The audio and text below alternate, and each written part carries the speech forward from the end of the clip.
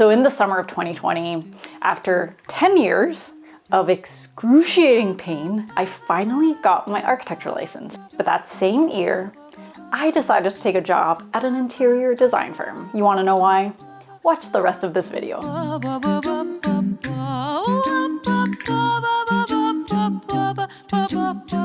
Hey guys, welcome back to the channel. If you're new here, my name's Dami and I'm a licensed architect in beautiful Vancouver, BC. On this channel, we talk about architecture and design and also some tools and strategies that can help us have more meaningful and fulfilling careers in architecture. So in this video, I'm going to talk about the difference between interior design and architecture, from the type of projects to liability and licensure, the design process, education, career. And as I go through this, you'll probably kind of get a sense of what type of skills and personality type would be an ideal fit for each, but I'll also give you my personal thoughts on this.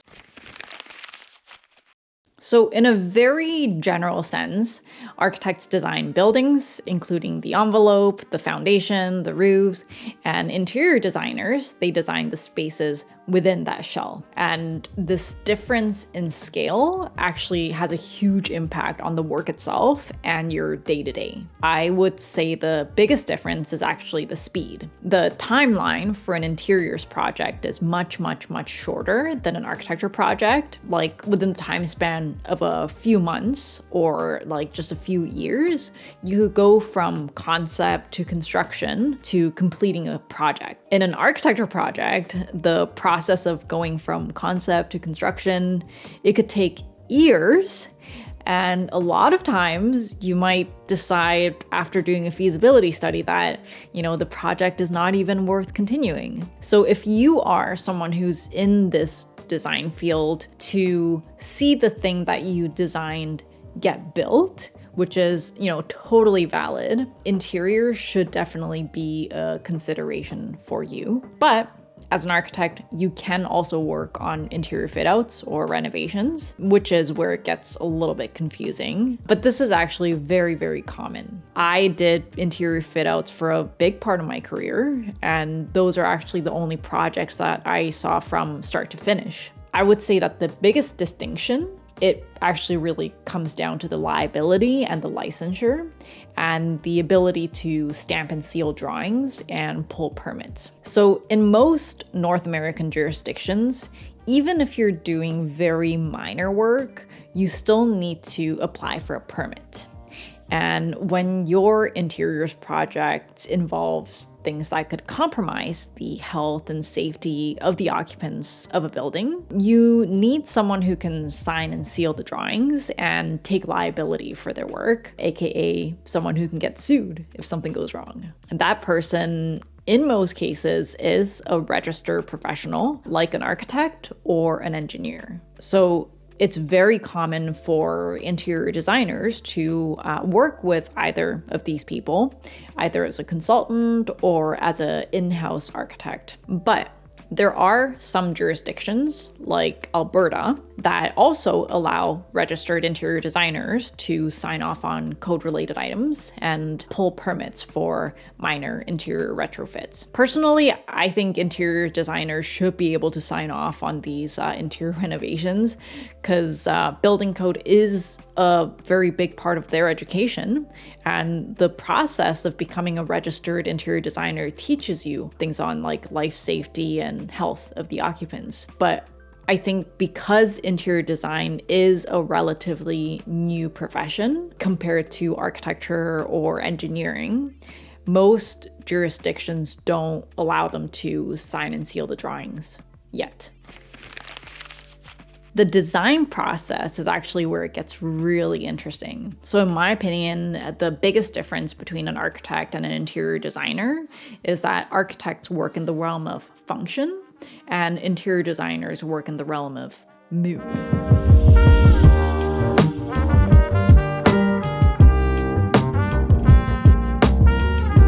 Obviously, there is overlap, but I'd say that's the biggest distinction that impacts the design process. So when an architect starts the design process, we meet with the client and we talk about the site, the landscape, and we talk about all the code and zoning requirements, like how much can you build, how high can you build, and we'll talk about the functional and physical constraints to understand, if the project is feasible, because there's so much money involved. And once we have a good understanding of those parameters, we start diagramming, programming, and massing. And before we even get into the design or like the look of the building, we'll have at least a couple of meetings where we're just talking about the massing and how it works with the site and the feasibility of the project. And once we have a direction, then we actually start the actual design of the building. When interior designers start the design process,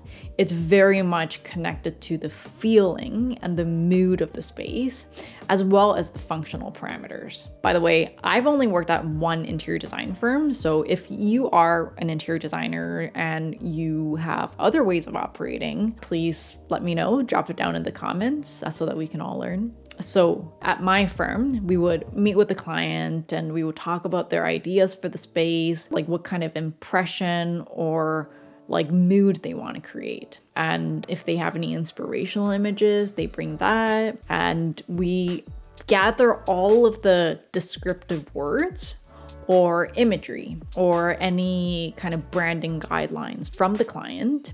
And from that, we create a mood board. The mood board is not made up of building elements, but any images that illustrate the feeling that you're trying to capture in the space. At my firm, we had a grid of images and text on the side that we could present to the client. And the text would work with the images to create a poetic description of the mood that we're trying to create. When I first started at this firm, it was actually really hard for me to wrap my head around this like new approach. But oh man, like clients loved it. Like I'd never seen that kind of involvement from a client before, and it was a really, really cool process. But you have to be really good at describing this mood and also in building rapport with the client, because you are selling something that's a lot more elusive. And I learned so much during my time there, and I feel like architects could learn so much from working with interior designers.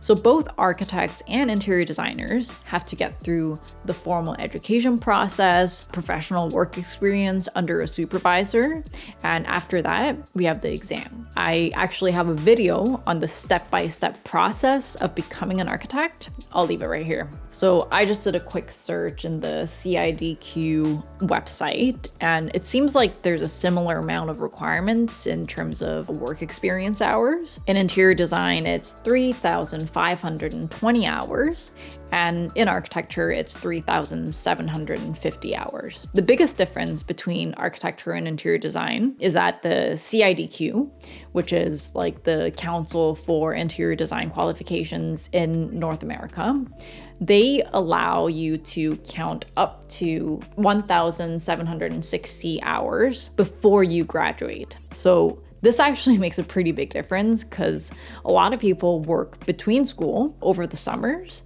And if you use those hours, you can tick off like almost half of your work experience. I'm not entirely sure what the interior design exam is like. All I know is that it's a 3-part exam. But if you have any experience with this, please let me know. So I did spend some time thinking about how I want to cover this section, because obviously there's a million different routes you could take in your career depending on what you're interested in. You could work for a firm and you can move up in that firm, or you could specialize in one aspect of the job, or you could go and start your own practice. And because there's so many things I could talk about, I'm just going to try to focus on the aspects that I was personally interested in terms of my career ambitions and professional growth. So for me, there's one principle that's kind of guided my career, and I've spent a lot of my energy on trying to achieve this, and it's kind of formed the basis for deciding which skills I want to focus on. And it's this idea of the linchpin. I first learned about this idea from Seth Godin, and a linchpin is basically a person who is indispensable. It's someone who is vital to an organization. I think about this a lot, not because I'm like hyper competitive or anything like that, but because I think being a linchpin means you can have more freedom and you start to have options in where to work and how to work. And being indispensable means that your time is worth more to that organization. So when your time is worth more, you can either increase your salary or you can reduce your hours. Of course, every organization has their unique needs, but after working for a few firms and just like trying to pay attention to how the business side of it works, I eventually realized that the fastest way to make yourself indispensable and valuable is if you can attract work or money or clients. So how do you do that? So first of all, obviously you have to have the foundational skills to be an architect, but on top of that, it's great if you have a unique skill like marketing or branding or videography, or it could be with connections. Like if you can actually bring in interesting work, that's probably the top tier of moving up fast in a firm. Or it can be with qualification. For example, if you are LEED or Passive House or Rick Hansen certified, the firm could put you down on a project that requires those certifications. Ideally, it's a skill or qualification that the firm can charge more money for. And unfortunately, in most cases, the firm's not going to be able to charge more money for having these certifications. But like having more qualified people will help the firm win more work. What they can definitely charge more for is like the difference between a registered architect and an intern is pretty big, for example. And the difference between being a registered architect in an architecture firm and a non-architecture firm is also pretty big. Let me explain.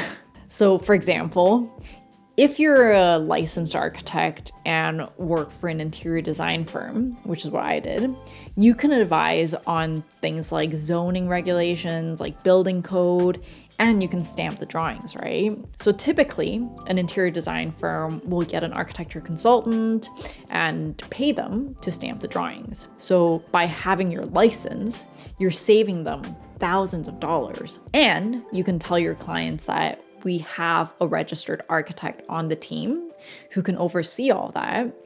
And that brings a level of credibility and trust. If you can bring this on top of having the basic skills to function in this role, you will become very valuable and you will be able to move up very quickly in that firm and you will be able to make more money. In this case, your role as an architect is much more valuable than being an architect in an architecture firm with 10 other architects who have the exact same skill sets and qualifications as you. Especially if you go just outside of architecture. Let's say you work for a developer or for the city. Lots of development firms or city positions, they only hire licensed architects. In this case, it's not because they can stamp drawings, but because they have the full range of experience required to run a project. So I think there is a lot of different ways you can provide a unique value proposition to areas just outside of an architecture firm with your architectural license. But of course, the most effective way of becoming a linchpin is, of course, starting your own firm. I'm actually curious how many of you are thinking of going this path. I'm actually thinking of interviewing some people who have done this, so let me know in the comments if you're interested in this. I think having the goal of running your own business is awesome and inspiring. You have autonomy, you don't have a cap on how much money you can make, but it's risky and it's a lot of work.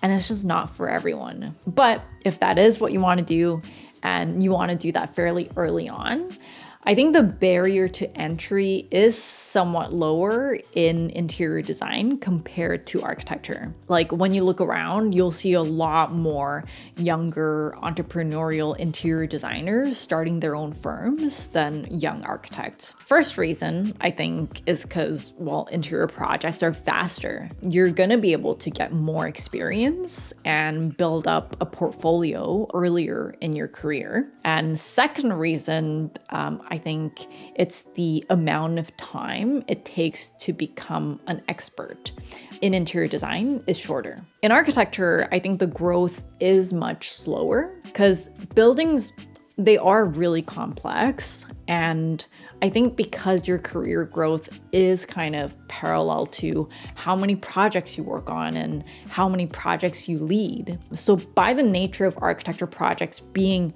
bigger and taking a lot longer, I think it just takes more time. It takes more years to be ready to run your own firm. Another thing is, I think a lot of architects don't get the project management or entrepreneurial experience when they're working at a firm. But I got the sense that in interior design firms, you are the one who's dealing with the client. You are the one who's project managing. And you have, well, at least the firm that I was at, we all had access to the budget of each project. So you knew exactly how much time you had to spend and you knew exactly how much money was left on the project. So I think the business side is more of an integral part of being an interior designer compared to architects. So I think that's probably another reason why the learning gap is a little bit shorter for interior designers when they want to start their own firms. Also, there's the clients you can get, right?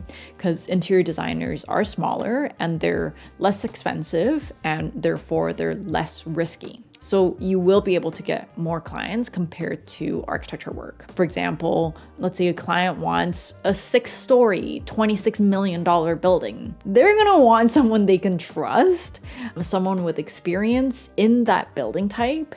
And for an architect to see these projects through, they will have to have worked in the field for at least 10 years working on that same typology, as opposed to a client who wants to spend $1 million on an interiors project. Because they're relatively smaller and a smaller amount of money, it's less risky. And yeah, like the client can hire someone based on experience, but I think they'd be more willing to take a chance on like new and up and coming designers. It's also easier to meet these types of clients in your day-to-day. Like when I was doing freelance work as an intern, I was connected to quite a few clients for interiors work. And, I did work for them even though I didn't have that much experience. I think this also means that you have to be more of a people person in interior design, but I'll talk about that later. Just to wrap up this section, I think at a certain point in your career, you will have to make the choice of whether to stay in your firm or start your own business.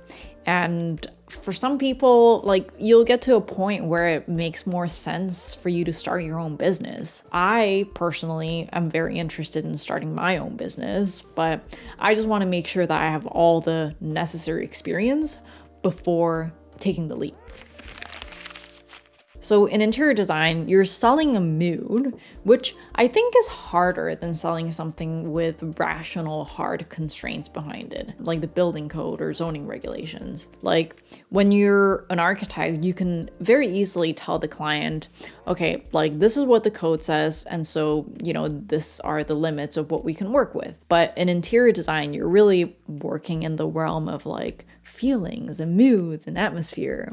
So as an interior designer, I think you have to be a great communicator. You have to be great at selling your ideas. You have to be more personable. You have to be amazing at dealing with clients and managing relationships, not just with clients, but like everyone you work with. Like I remember when I was at the interiors firm, like we would go for beers with clients and like product reps. And whenever they came in, they like actually liked coming to our office and like they knew all of us by name. And that rarely happened in the architecture firms that I worked for. Also, because there's less risk and liability, I think it makes more sense for interior designers to go out on their own. And so if that's the case, having an entrepreneurial mindset and, being able to inspire others, that's an important skill. But even if you're working for a firm, most of the times you are going to be managing your own project and handling your own clients.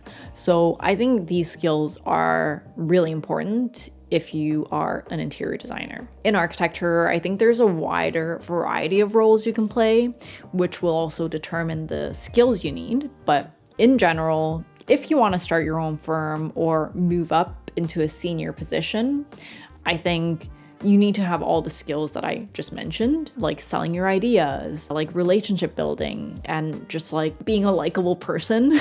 This might sound kind of strange, but you'd be amazed at how many people, architects, who are just not a people person. And I think that's totally fine, but to be totally frank, I think you will have a hard time opening your firm if that is what you're interested in. I think being in any senior position in architecture, you need to be good at working with people, and you need to be a good conductor of people with different skill sets. But, moving up into a senior or managerial position isn't the only way to have a successful career in architecture. Like, if you specialize and become really good at one thing in a large firm, you can also make pretty good money.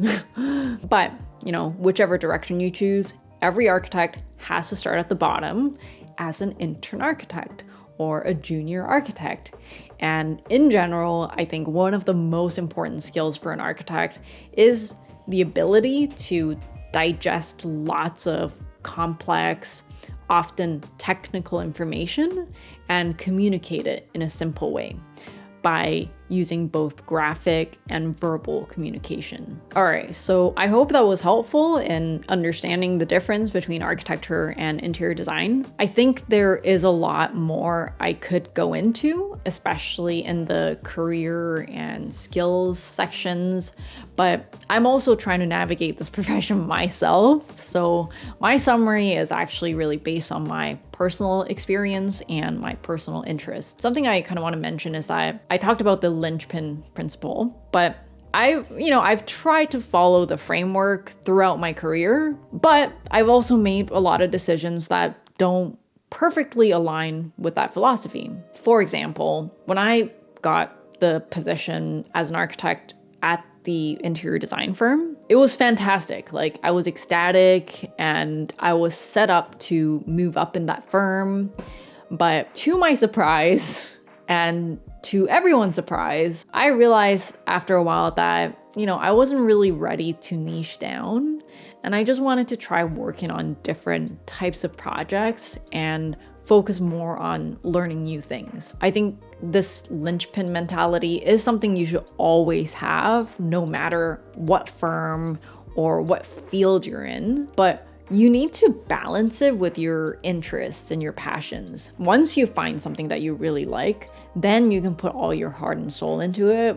But, it's okay to take more time in the exploration and learning phase, as long as you're constantly growing. Design is a really fun profession, and in a lot of ways, it's a forever profession, which means that you never really stop learning. But it is very easy to burn out or get jaded if you don't put yourself in a position to get properly rewarded for your work, which is why I try to urge people to get licensed early. And, whether you're in an architecture firm or an interior design firm, pay attention to what brings value to that firm. And also try to constantly be thinking about what you enjoy doing and what you want to get better at, and how you can contribute to the field in your own unique way. I think if you do that, no matter which path you decide to go into, you will do well. Anyways, If you have any questions or things you want to add, feel free to drop it down in the comments. If you're interested in learning how I got my architecture license in less than 4 years,